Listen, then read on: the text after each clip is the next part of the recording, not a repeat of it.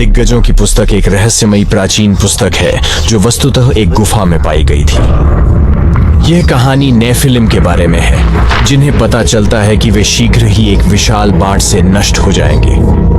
अब यह पुस्तक पूर्णतः खंडित हो चुकी है, इसीलिए मैंने कृत्रिम बुद्धिमत्ता और अपने स्वयं के शोध के संयोजन का उपयोग करके इन 2000 वर्ष पुराने स्क्रॉल से एक एनिमेटेड कहानी संकलित की। देवियों और सज्जनों, यह दिग्गजों की आधुनिक पुस्तक है।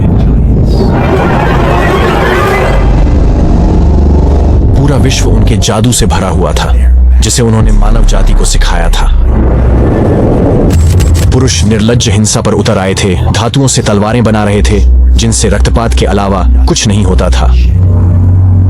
और स्त्रियां जादू टोना करने लगीं और स्वर्गदूतों के साथ संबंध बनाने लगीं, जिससे दैत्यों की एक पूरी जाति पैदा हो गई, नेफिलिम।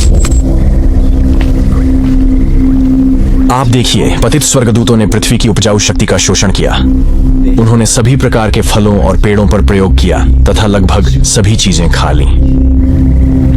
आखिरकार उन्हें अपने बेटों, महान दिग्गजों को खिलाने की जरूरत थी। अब देखिए, ये प्राणी कभी संतुष्ट नहीं होते। वे हमेशा भूखे रहते थे और हमने वास्तव में उन्हें भोजन देना जारी रखने की कोशिश की, लेकिन हमारा भोजन खत्म होता जा रहा था। मानवता पहले से ही बहुत पीड़ित थी। एक दिन यह अफवाह फैलने लगी। जाहिर है, स्वर्गदूत इसका फायदा उठा रहे थे। विभिन्न प्राणियों के, पशु और फिर मानवता पर सभी प्रकार के अप्राकृतिक कृत्य करके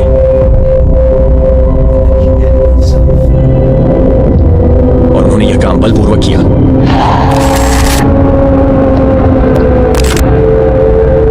आप देखिए, ये 200 स्वर्गदूत थे जो जेरेड, और अंततः इन स्वर्गदूतों ने मनुष्यों को पकड़ना शुरू कर दिया।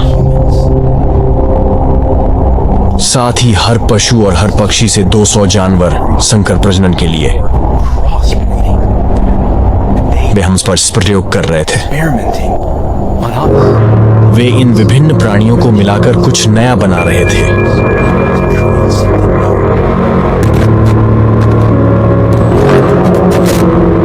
इसलिए उन्होंने मनुष्यों और जानवरों को अपवित्र किया और इन अजीब नए प्राणियों को जन्म दिया, जो जीवित और जागरूक थे, लेकिन उनमें सच्चे ज्ञान का अभाव था। वे हमारे जैसे नहीं थे। देखिए, अंततः उन्होंने इन नए जानवरों को जन्म दिया, जिनमें से कुछ विशालकाय जानवरों की तरह ही आकाश में ऊंचे उठ गए, लेकिन वे विक्षिप्त राक्षस थे और बेरहम थे। वे मांस और रक्त के लिए तरसते थे और इसके लिए वे अपना दिमाग खो देते थे। और जैसे जैसे इन प्राणियों की संख्या बढ़ती गई, वैसे वैसे पृथ्वी पर रक्तपात भी बढ़ता गया। राक्षसों और दानवों ने मनुष्यों को खा लिया, हमें सचमुच टुकड़े टुकड़े कर दिया और हमारा खून पी गए। जैसे जैसे राक्षसों और दानवों ने स्वर्गदूतों और मानवता के साथ प्रजनन किया, पृथ्वी और अधिक भ्रष्टाचार में डूबती गई। पतित स्वर्गदूतों ने सारी सृष्टि को अपवित्र कर दिया था और पृथ्वी को अपने घृणित छापों से कलंकित कर दिया था। इसलिए मानवता ने सृष्टिकर्ता को पुकारा और उसने एक वादे के साथ उत्तर दिया, आने वाले समय के लिए एक भविष्यवाणी, एक महान बाढ़ की। आप देखिए, वास्तव में ऐसी कोई चीज नहीं है जो किसी विशालकाय को डरा सके। लेकिन एक दिन महवे को ये बुरे सपने आने लगे, जो एक भयावह भविष्य की भविष्यवाणी करता प्रतीत होता था।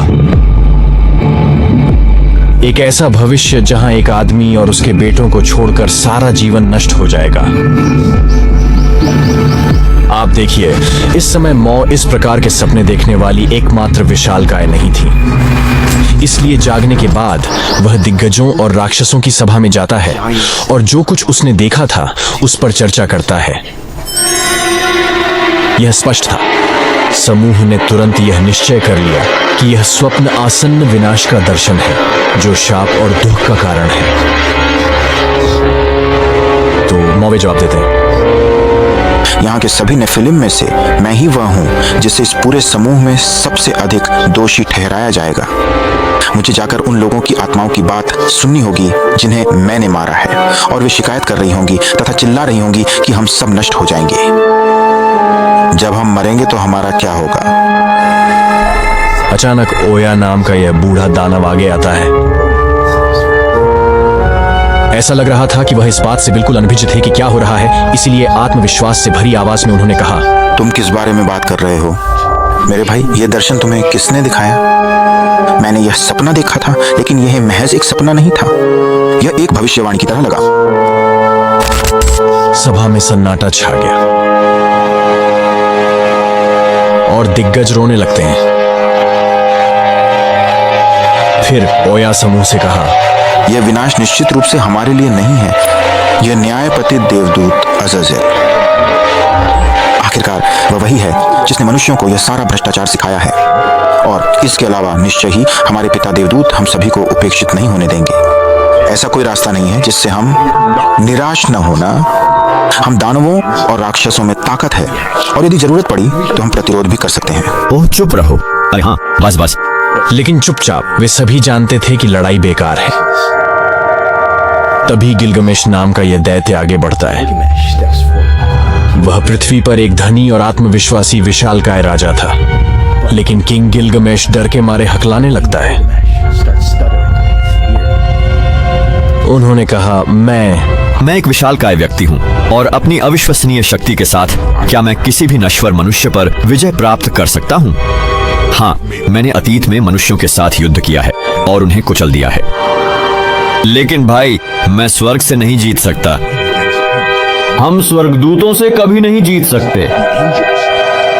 वे हम सबसे कहीं अधिक शक्तिशाली हैं। सभी राक्षस और दैत्य लगातार अधिक भयभीत होते जा रहे थे। तो ओया जवाब देता है, आइए हम धर्मी व्यक्ति एनोक को खोजें, ताकि वह हमारे लिए इन स्वप्नों की व्याख्या कर सके। इसीलिए मावे एनोक को खोजने के लिए चला गया। एनोक, हम वास्तव में इन सपनों का अर्थ जानना चाहते हैं। हम सोचते हैं कि यह हमारे विनाश का एक दृश्य है, लेकिन अगर ये सपने सचमुच हमारे अंत का संकेत देते हैं तो कम से कम हमें यह तो बताइए कि हमारे पास और कितना समय बचा है। इसलिए एनोक मावे नामक रहस्यमयी पट्टिका भेंट की। इस पर आने वाले न्याय के बारे में भविष्यवाणी लिखी हुई थी। यह आपके पिताओं, देवदूतों, राक्षसों के लिए एक संदेश है, और तुम्हारे लिए। इनोक पटिया को जोर जोर से पढ़ना शुरू किया। यह कहा, महान और पवित्र परमेश्वर के नाम पर यह संदेश समयाजा और उसके सभी साथियों को भेजा जाता है। धरती चिल्ला रही है, तुम्हारे और तुम्हारे बच्चों के कामों के बारे में शिकायत कर रही है।